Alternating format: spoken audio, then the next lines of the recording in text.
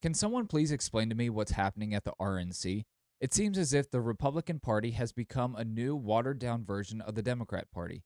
And if you don't know what I'm talking about, just this week, the RNC has drafted a new platform that basically desecrated the entire idea of the sanctity of life. We're going to discuss it right here on the Battle Belongs podcast.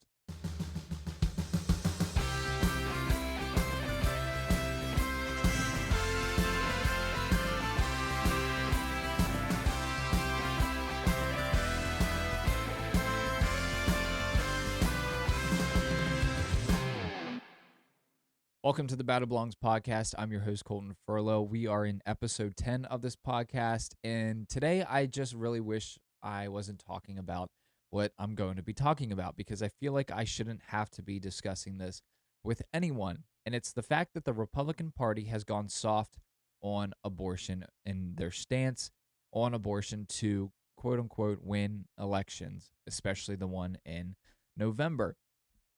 And it's just so backwards. It's stupid. I don't even know how to explain it right now.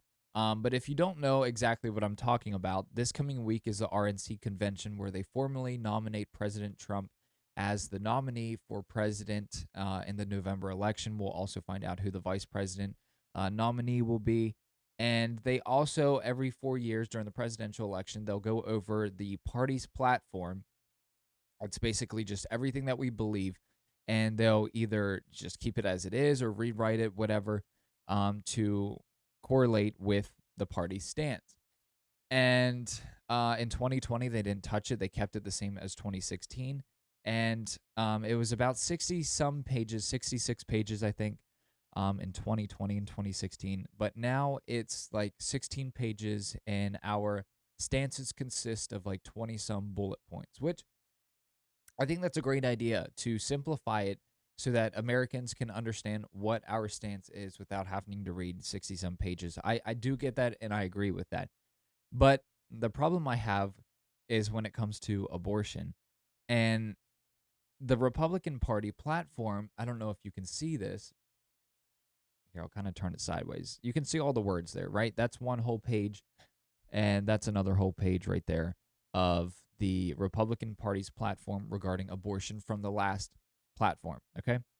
It was 2 pages, full of information, full of an opinion. And now, I don't know if you can see this, but it's a very small picture. We have condensed the topic of life to 4 sentences. And I'm going to read you the new stance right now. It says Republicans will protect and defend a vote of the people from within the states on the issue of life. And the stance is we proudly stand for families and life. We believe that the 14th Amendment to the Constitution of the United States guarantees that no person can be denied life or liberty without due process, and that the states are therefore free to pass laws protecting those rights. After 51 years, because of us, that power has been given to the states and to a vote of the people. We will oppose late-term abortion while supporting mothers and policies that advance prenatal care, access to birth control, and IVF, or fertility treatments. Now, I think that this stance is so pathetic. It's lackluster, it's shallow, it's soft, and we look weak. I don't understand how people think that this issue is a losing issue. We are on the side of truth. We are on the side of morality. We are on the side of life. Life wins. This issue is a winning issue.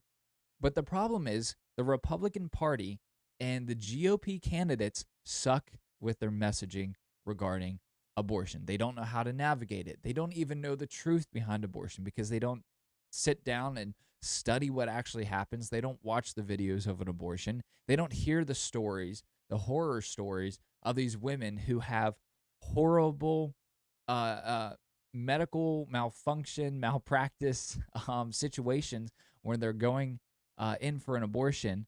They don't hear all of these things. They don't see the truth behind the abortion industry. And because of that, they suck at their messaging. They don't know how to navigate it. They don't know how to talk about it during the election. Nikki Haley, as the woman, she was one of the worst discussing this issue during the GOP primary debates. I hate Donald Trump's position on abortion. I think it's horrible. I don't think it reflects a Christian or a moral standpoint. There should be no exceptions for baby murder. None. It doesn't matter how you're conceived. Every life is valuable the same no matter how you're conceived. And in the instances of sexual assault, why are we giving the baby the death penalty when we don't even give the offender, the deadbeat father, the death penalty? He basically gets off clean while the innocent human loses its life. It's very backwards. Now, the original GOP platform was that they wanted a federal amendment. We support, this is quoted from the original platform 2020. We support a human life amendment to the Constitution in legislation to make clear that the 14th Amendment's protections apply to children before birth. We were for a federal ban, a federal amendment. This is not a state issue. I don't understand how Donald Trump thinks that this is a state issue. And if it was, why did he get so upset when Arizona passed legislation that was pretty hard on abortion with no exceptions? He said that was a mistake, that they need to overturn that, they need to fix that. Well, if it's up to the states, why aren't you accepting what the states voted on or the Supreme Court said? If you haven't listened to my episode podcast with Kristen Hawkins from Students for Life, go back and listen to that, because she talks about what the overturn of Roe v. Wade actually did. People think it was just sent back to the states for the states to vote on it. And that's simply not true. Remember this whole thing about slavery. Slavery was a bad thing, but some states believe that they should have slavery and some states believe that they shouldn't have slavery. And the Republican Party was created on this abolitionist idea that we shouldn't have slavery. But the whole idea in like the Civil War was that it was states' rights regarding slavery. Well, guess what? This is the exact same situation. Some people believe that some states should allow baby murder and other states shouldn't allow baby murder. That's ridiculous. If it's in our Constitution, in our founding documents, that we cannot be deprived of life, liberty, without due process, then this is a federal issue. This is not a state issue. Life begins at conception. This is a scientific fact. Over 96% of all biologists affirm that life begins at conception. You learn this in Biology 101. You learn this in high school. Life begins at conception. When sperm meets egg, a new life is created. So if that's the case, life begins then life is protected then. Life is protected from the moment of conception, or at least it should be, at a federal level, not a state level. Maybe we should stop running around with this degenerate society and this sexual immorality that's running rampant throughout society, and get back down to the foundations of our country, the biblical foundations, the biblical principles that our nation was founded upon. We don't want to kill innocent people. They are humans, and abortion is murder, and it's not a state issue, and it needs to be banned federally, no exceptions, because there's no point in having an exception. There's no reason to have an exception. So that's enough of my opinion on this. We are having a guest. She's a friend of mine who I've seen and met at different pro-abortion, pro-life rallies. I've interviewed her a few times through CPAC, and I just love her hot takes on this issue, because a lot of us are speaking out against this. A lot of us are speaking out against the Republican Party. We don't believe that, just because we support the Republican Party or support Donald Trump, that we have to blindly follow every single thing that they come up with, that they try to pass. And I made a point that I would leave the Republican Party if this passes the RNC. I don't think I can comfortably be formally associated with a party that has turned its cheek to biblical principles, biblical foundations, and the sanctity of life. I don't know if I can formally be associated with that. I believe that I would probably leave the Republican Party. That doesn't mean I'm not going to vote for Trump. I'm a staunch Trump supporter. I love about 90% of everything that he's done. there's things that I have discrepancies with, and I'm vocal about it. And I think that's mature. I think it's mature that you can have disagreements and still come together at the end. The Democrats just file in line, but they don't have disagreements. At least the Republican Party can air out our disagreements and still come together and fight for good. This election is basically good versus evil. You might think it's the lesser of the two evils, that's fine. But the Republican Party in a whole has always stood for good, always stood on mostly biblical principles. And that's why I'm very upset with this, because I don't want to see this just be a domino effect. I think we saw this with the gay marriage thing. It's a domino effect. We allowed an inch, and now look where we are. We have groomers running rampant in our country. So I believe that you should stand firm on biblical principles. You should stand up against the majority who are wrong. And I think you should speak your mind. And I saw this at church the other day. I was taking notes in my notebook, and there was a verse on the bottom. It was Acts 18:9, which says, "Be not afraid, but speak, and hold not thy peace." Speak boldly. Be bold. Speak out against the wicked acts of this world. It doesn't matter if it's the Republican Party or not, or the Democrat Party. Speak out against it. That is mature. That is being bold. And I promise you, truth and biblical principle is on your side every single time that you speak out against wickedness. So enough of that. Let's get into the interview that I had. It was a great interview with Anna Lulis. All right, so let's bring in our guest to the Battle Belongs podcast. We have Anna Lulis. She is a independent pro-life activist. Anna, thank you so much for joining the podcast. Thanks for having me. Excited to be here. All right, so let's just jump right into this, because we have a lot to discuss, and we both have a lot of hot takes on this issue. So just this week, the RNC basically took away the pro-life movement, the pro-life foundations that the Republican Party stands on, and they weakened it, they softened it down. And I just want to get your initial reaction to that when you saw it. It was unfortunate. It's not necessarily unexpected, just because they did cater to Donald Trump's campaign and his beliefs. It basically turned into a Donald Trump platform, which is unfortunate, and I was disappointed. And there should be outrage in regards to it, because the life and abortion in their previous platforms was mentioned over 30 times. I believe it was 35, and then abortion was only mentioned once. So it was a significant downgrade. The only time abortion was mentioned was when they referenced late-term abortion. And the majority of abortions, even though late-term abortions do happen and they're horrific, they're dismemberment abortions, the majority of abortions are not late-term. And then it goes into 14th Amendment, which is a good thing. So when you first read the draft, you think, oh, they're going to lead into a federal abortion ban, because all pro-life organizations are actively using the 14th Amendment to get a federal abortion ban and to show that preborn life is included under that. So it made no sense when they led into afterwards that abortion should be left out up to the states, because morality doesn't have state lines. So just like slavery, if something is morally wrong, it should be banned on the federal level and not just delegated to the states. That was always the goal for the pro-life movement. Is Roe v. Wade wasn't the end goal. It was the stumbling block. We need to outright get a federal abortion ban and ban abortion in this country, because it's the gravest human rights injustice of our time. So whoever drafted that clearly didn't know what they were doing when it comes to the life issue, because even though we do favor the 14th Amendment, we are utilizing that actively to get a federal abortion ban. So I was massively disappointed with the platform, and it is just a draft, but it is unlikely that they will edit it. So that will be the new GOP platform moving forward, which is not good for the life issue.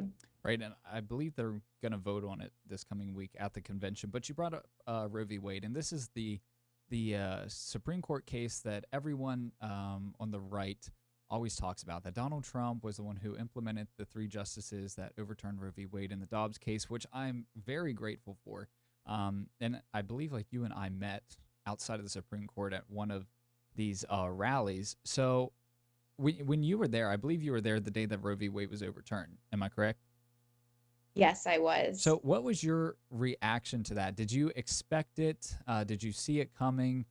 There was that leak when the draft opinion came out. Did you think that the Supreme Court justices were going to have a backbone to stick with their decision, or did you think it was going to overturn and they were going to cave like what the RNC is doing? I think I would have been shocked if they caved. It would have shown that the court would be ruled by mob opinion Right. versus the court in and of itself and what is morally correct and how they contextualize the Constitution with their worldviews. So I did actually think it was going to stay firm, and I think a lot of people also expected that because of the rallies that, as you know, were pretty intense leading up to the final decision of reversing Roe v. Wade. And I was there. I know some people didn't think it was going to happen, but I always kind of had a feeling it was. And then I had a good time frame or an estimate of when it was going to happen, which is why I like prepped to make sure I was up in the DC area around that time. Right. So what made you get into this whole pro life movement? It wasn't until about 3 4 years ago where I actively started getting involved in this. Have you always been involved? Is this a new thing for you? Tell me that story. Technically, I've always been pro-life. I was super secular and agnostic, and I would say socially liberal on a lot of issues up until I was 19 years old. And then I had a conversion to just mere Christianity, and that forced me to have more of a moral conviction of why I should care, just because I was always pro-science. So I recognize the scientific proofs to the pro-life movement, but I didn't necessarily have a why I should care about life until I became a Christian. And ever since then, I got involved in college and just did pro-life activism work, caused some issues with the administration to this with the school I was at, and pro-life leaders heard about me, and a pro-life leader specifically came up to me and told me I was going to work for her. So I started working full time in the pro-life movement within all mass communications with a background in data analytics, just helping to optimize how the pro-life movement communicates with the life issue on all platforms with emails, text messages, websites, and then digital media. So I've been in the pro-life movement ever since. I've worked with different organizations. And so people kind of see me as more of an independent activist now, but I've been in it fully, like working full time in the pro-life movement for over 5 years now. I love it. And you brought up when you like became a Christian, it kind of like opened your eyes, forced you into this idea that, killing children inside the womb is unbiblical. And I love your Twitter. So I was like stalking your Twitter earlier today to see if I can find some good content. And this fits right in with what you're just saying. You tweeted that, or I guess X now you posted, you can't be Christian and pro-abortion. Please explain this one to me because I say this all the time, but I run into these people, especially at these rallies. I had a confrontation with a woman who had Catholics for Choice sign, and she really didn't even understand like her stance behind it. She couldn't give me a firm answer, but I know you're a firm believer that you can't be a Christian and pro-life at the same time. So explain that one. Yeah, absolutely not. I mean, our worth and value derives from God, and we are all made in the image of God. So, and that starts in the womb. God knitted us together in the womb. It's pretty biblical. There isn't a exact reference you could say to abortion within scripture, but there's enough context within scripture, and it's been a long held. I'm Catholic. I came into the Catholic faith a little later. Like within the Catholic Church, it is a church teaching, and they're able to tell us where we should fall on moral teachings and principles and where that derives from scripture. So you're able to contextualize it within sacred scripture, but it's been a long held Christian belief since the beginning of time. Early Christians would save children in the Roman times that would just sacrifice their kids, and they would be like, no, like I'll not only save you, I'll adopt that child and raise it as my own, because we recognize the sanctity and dignity within every unique human person. So when people tell me they're Christian but pro-abortion, I'll say there's no such thing. There's absolutely no such thing as a pro-abortion Christian. That is the ultimate oxymoron. And I think if they do believe that, there's something fundamentally wrong with their worldview or what they were taught. And if that came from a pastor, it's heretical. It's honestly, yeah, horrible. And I've been seeing a lot of it pop up within progressive Christianity, which is an authentic Christianity. in and of itself, but it's unfortunate that so many people are being led astray when it comes to not wanting to protect the dignity of each human person. Um, it's just a basic fundamental truth within the Christian faith. Right. I think a lot of people hide behind this idea that they're Christian. They say that they're Christian so that they can justify their actions and everything. But when someone says that they're a Christian to me, I think of salvation. Like what does salvation look like to them? The fruits of the spirit, because I believe that once you become a Christian, you have conviction in you when you're doing something wrong, when you're being sinful, you're acting on sin, you have a conviction of the Holy Spirit telling you, you shouldn't be doing this. This is unbiblical. But these people who claim that they're Christians, they have like zero moral compass. And do you see that at these rallies?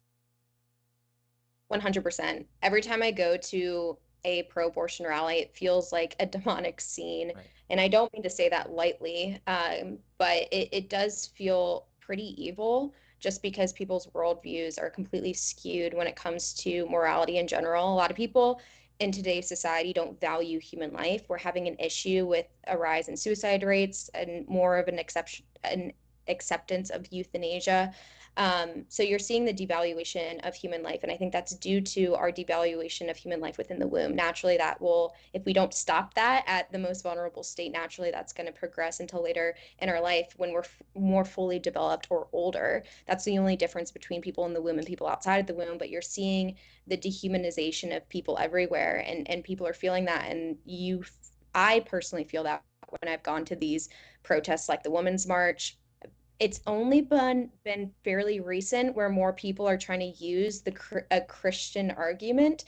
Before, when I started crashing women's marches or pro-abortion rallies, we tried to stick with the science, but every time I've encountered a pro-abortion protesters, they're the first ones to mention religion to me. Mm-hmm. So I find it odd that they're not able to necessarily fully explain or show me how there's a logical conclusion to that point where you can be pro-abortion and Christian. There's just it's heretical. It's deeply flawed. But I do think they're trying to seek some moral justification for their belief because at the end of the day, even when I was agnostic, I knew abortion wasn't right.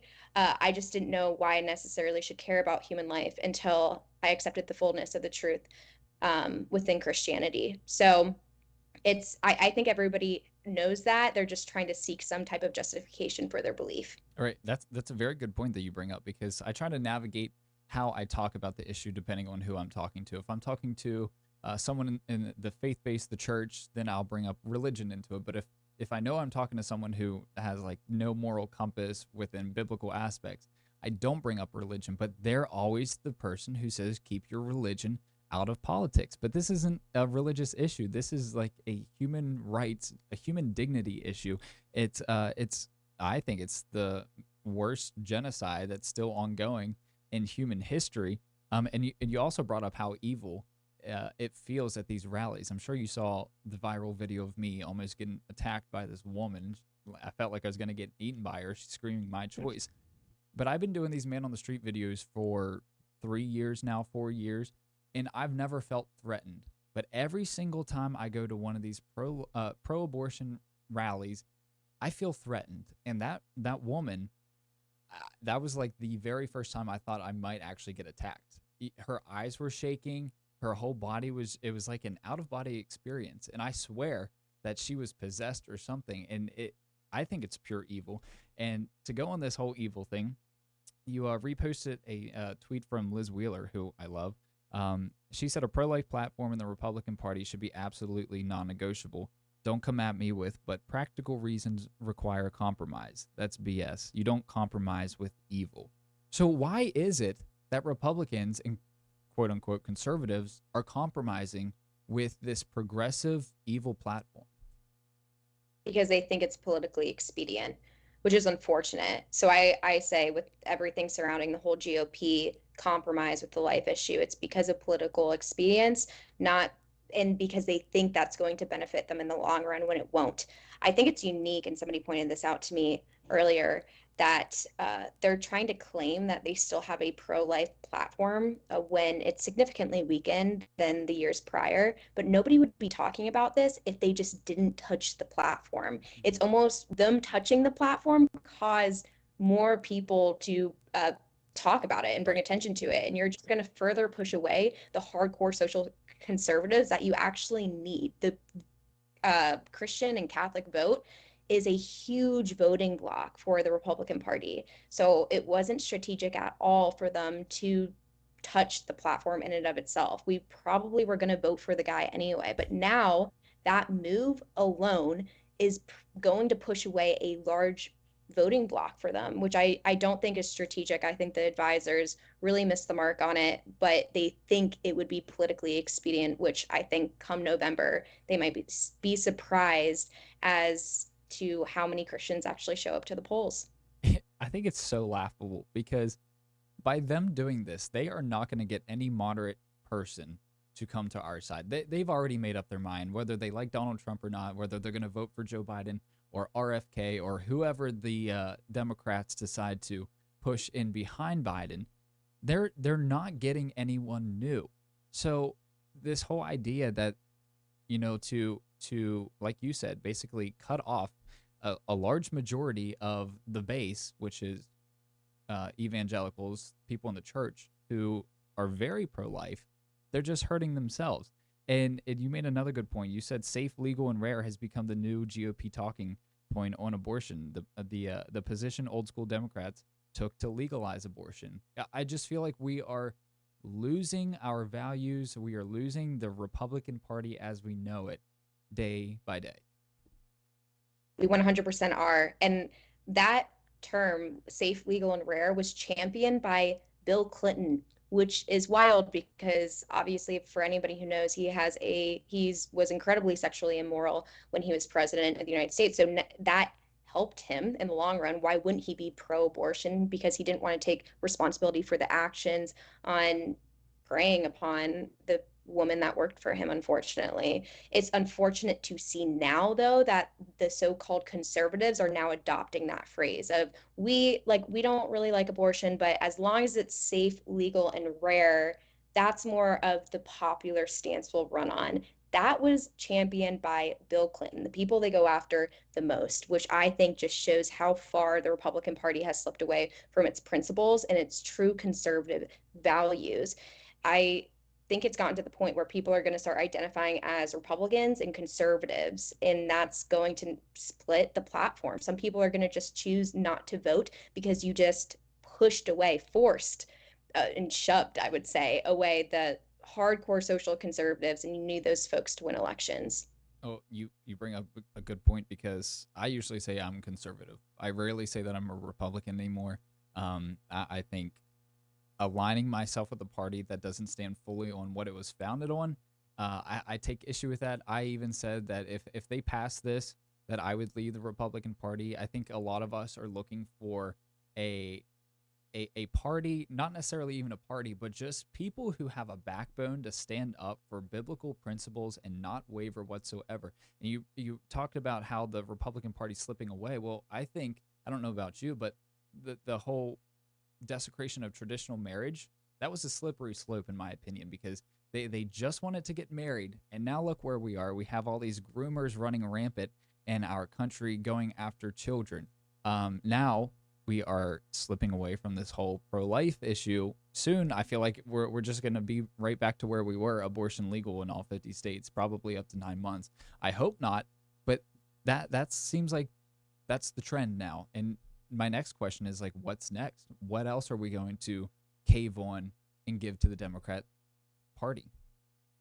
Yeah, that's a good point. I think it all ties back to sexual immorality. Mm, So with gay marriage, that is all tied to sexual immorality, and naturally abortion's affiliated with that. And then birth control, they were pro birth control, which is an abortifacient. A lot of people don't know that, but it's unfortunate that our culture has gotten to this point. I think we have to focus on healing culture in some way, shape, or form, and by humanizing people starting in the womb. Because if you don't humanize the most vulnerable people, you're naturally going to see that trickle out within our society. So having more pro-life, pro-family policies pushed forward, and people just being unapologetic about what they believe, right. not allowing us to be bullied. I like to say, like, you can only get bullied if you let people bully you. Mm. Don't just stand there. And this might be controversial to people who say turn the other cheek, but you don't turn the other cheek when human life is on the line. You confront evil, you don't run from it. And when it comes to the life issue, that's the biggest human rights injustice of our time. So you can't turn the other cheek. You have to stand firm. And if somebody throws a punch at you, you have to punch back. And that's the only way you're going to get respect from these people and not waver when it comes to these social issues. I think we've just tolerated a lot of this secularism within the conservative movement, and it's gotten us to this point. And I do understand wanting to get culture on our side, but you don't do that by compromising. You don't, truth in and of itself is attractive. You just need to stand firm in that and maybe figure out different ways to message it on the public scale, but don't compromise. That's the weakest thing you can do. And I think you see the Republican Party doing that in mass scales right now. And the way to stop it is to have people stand up and say, hey, we won't vote for you if you keep doing this, and to really stand firm in our beliefs. I like your analogy about the punchback because I had Kristen Hawkins on the podcast a couple weeks ago talking about just the pro life movement in general. And she brought up about, you know, the radical left, they are bullies. And if you just let them walk all over you, they're going to. If you give them an inch, they'll take everything you have. So she said you have to punch back too. So I'm voting for Trump. I'm going to still support Trump. I think you said that you're still going to vote Trump. You're going to vote Republican. But there's a lot of us who get ridiculed for speaking out against anything that we don't agree with regarding the Republican Party or Trump policies. I have a Trump hat behind me. I'm supporting him, visibly supporting him. I'm not wavering in that because I know what's at stake in this election. I know it's good versus evil. Inherently, I know that, you know, not the whole platform is good, but that's what it comes down to. So what is your message to the people who are like us, who still want to support Trump, still want to support the Republican Party, but also want to have a backbone?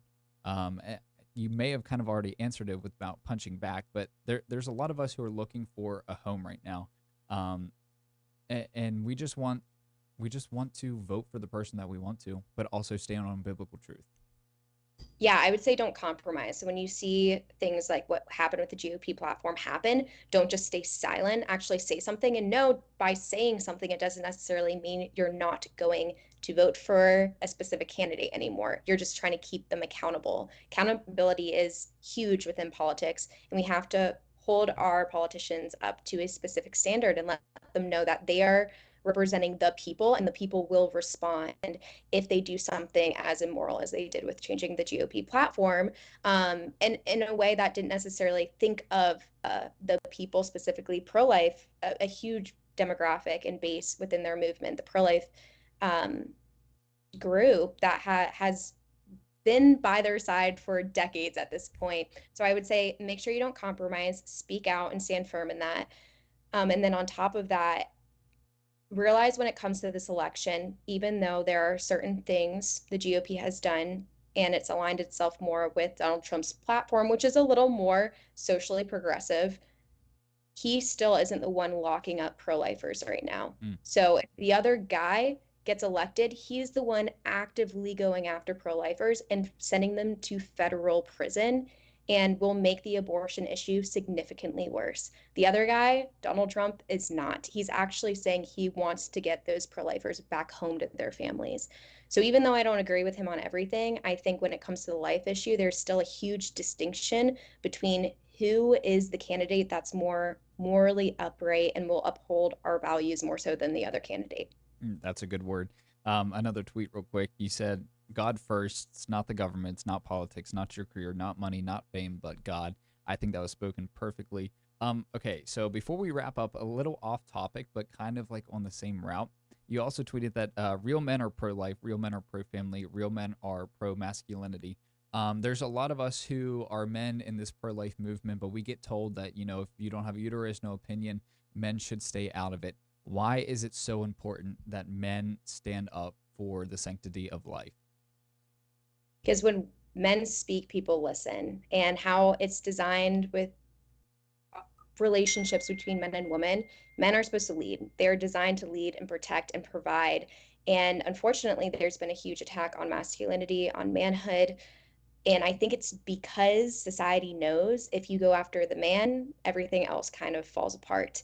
You're able to attack women more easily and children. So men need to be a force to be reckoned with, and they need to feel confident in speaking up. I think a lot of people, when they say no uterus, no opinion when it comes to the life issue, they don't necessarily apply that to people who are on the pro-abortion side. They, in fact, love pro-abortion men. I think they just do that and target pro-life men because they know without a male voice speaking up, they're more likely to bully the pro-life movement and get what they want out of it. So there's an intentional attack on men within the pro-life movement, and you have to recognize that and be unapologetically bold about how you stand for life, because that's how men are designed, is to protect and provide.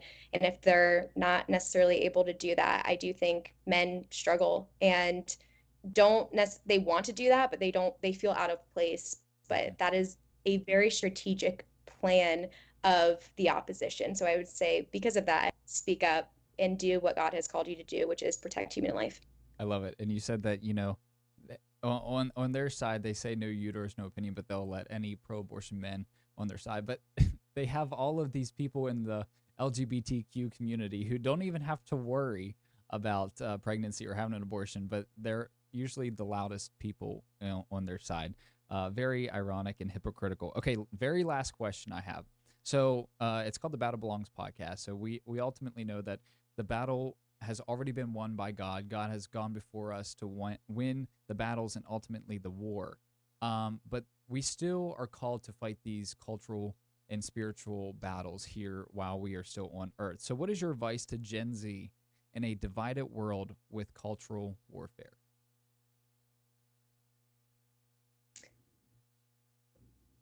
To stand firm. So, and I guess that's been my message throughout this whole podcast is, even though culture is divided right now, there is truth. There's one truth. And if you have that, if you know our Lord and Savior Jesus Christ, you need to be firm in that and be unapologetic. And I think truth in and of itself is attractive. You just have to say it and people will run towards it. Some people might hate it because truth is offensive, but you have to be firm and unapologetic about what you believe and stand firm in the truth to win the cultural war. Perfect. I love it. Anna, where can people find you on social media? Because your tweets are amazing. So X, Twitter, which is just my name, Anna M, my middle initial, Lulis, Lulis, and then on Instagram, it's just my first and last name, Anna Lulis. All right. Well, perfect. I appreciate everything that you do for the pro life community. And I'm going to have you back on the podcast sometime soon so we can knock some more sense into the GOP and the RNC. Anna, thank you so much for joining the Battle Belongs podcast. Thanks for having me.